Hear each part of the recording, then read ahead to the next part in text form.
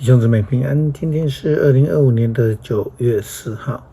今天的经文是诗篇第1篇，创世纪39章第1节到23节，腓立比书第2章25节到30节。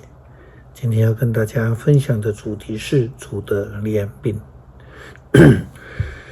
人的生命总是有阴晴圆缺，有艰难困苦，也有生病或是挑战。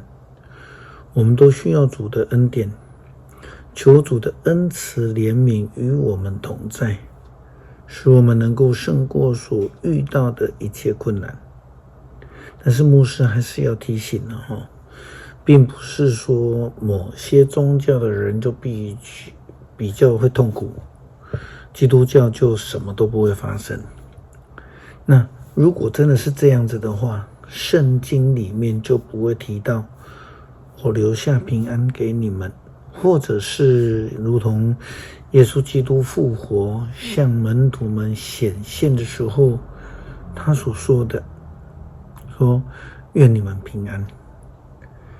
创世纪记载了，我们看到了上帝非常喜欢的仆人约瑟，在他的一生当中其实也遇到很多的困难，包括今天的经文所记载的，在创世纪39章第1节到23节，记载了他被女主人引诱并且陷害的这样的故事记载。以实玛利人把约瑟带到埃及，卖给了埃及王的一个臣僚侍卫长波提法。上主与约瑟同在，使他事事顺利。他住在埃及主人的家里面，主人发现上主与他同在，使他所做的事情都成功。波提法喜欢约瑟，委派他做自己的侍从，管理家务和他所有的一切。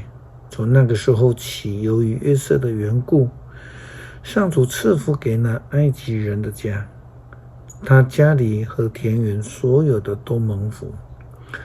波提法一切都交给了约瑟管理，除了自己的饮食，他什么都不用担心，都不用去管。约瑟体格健壮，英俊潇洒。不久呢，主人的妻子看上了他，想要跟他睡觉。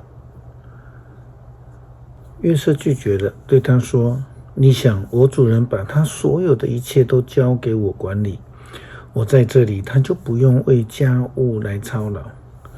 在这个家里面，我跟他一样有权，除了你以外，他没有什么东西不交给我的。因为你是他的妻子，我怎么可以做这种不道德的事，得罪上帝呢？虽然女主人天天用话勾引约瑟，约瑟始终拒绝跟他睡觉，也不和他在一起。有一天，约瑟到屋里面去办事，那时候一个家仆都不在，女主人就抓着约瑟的外袍说：来跟我睡觉。约瑟躲开他，跑到外面，外袍却留在他手中。他看见约瑟留下外袍跑出去了，就把家仆喊来，对他们说：你们看，我丈夫带回家的希伯来人侮辱我们，他进我的房间，想非礼我。我放声尖叫，他听见我尖叫，就把外袍丢在我身边，跑出去了。他留着约瑟的外袍，约瑟的主人回来，他就向丈夫复述这件事情。你带回来的那个希伯来奴才才进我的房间侮辱我，我一尖叫，他就把外袍丢在我身边跑出去了。约瑟的主人听了妻子说：你那奴才竟然这样侮辱我，这话非常生气，叫人把约瑟抓来关进王室的监狱。约瑟就在那里坐牢，但是上主与约瑟同在，赐福给他，因此监狱长很喜欢他，派他管理其余的囚犯，负责管理监狱里面所有的事务。约瑟负责办理的事，监狱长都不用操心。因为上主与约瑟同在，使他经管的一切事都非常的顺利。因为上帝的怜悯同在，他胜过了困难。虽然在监狱当中，仍然有上帝的保守同在。上帝的慈爱才是基督徒在困境当中最大的平安呢。保罗写给腓立比地区教会的书信当中提到了主的工人以巴弗提，因为身体欠安，无法照计划回去前往去服侍。保罗提到上帝不但赐下怜悯给以巴弗提，也让他得到医治，有同样的赐下恩典怜悯给保罗。腓立比书第2章25节到30节这样的记载。我想我应该送我们的弟兄以巴弗提回到你们那里去，你们选派他来帮助我，跟我一起工作，一同作战。他很想念各位，并且知道你们听到他生病的消息非常难过。他真的害过病，几乎死去。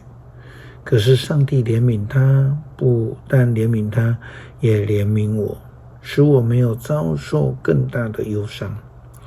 所以我想尽速的送他回去，使你们得以高高兴兴的跟他团聚。这也可以消除我的忧伤。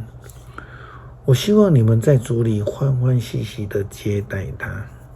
你们要尊重他，像他这样的人，因为他为了基督的工作冒生命的危险，几乎死了，为了要弥补你们未能够服侍我的地方。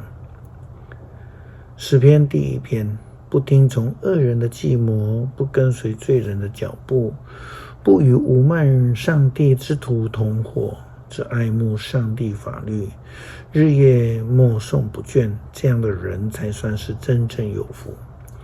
他像移植溪水边的果树，按季节结果子，叶子也不凋零，他所做的事事亨通。邪恶的人不是这样，他们像糠秕一样被风吹散。邪恶的人要被上帝定罪，罪人要从义人的群中被淘汰。上主关怀义人所走的路，邪恶的人却走向灭亡。恳求主赐下你的慈爱怜悯，让我们在困苦、病痛以及面对试探、引诱的时候，能够靠主的帮助得胜，如同约瑟一样，成为忠心的仆人。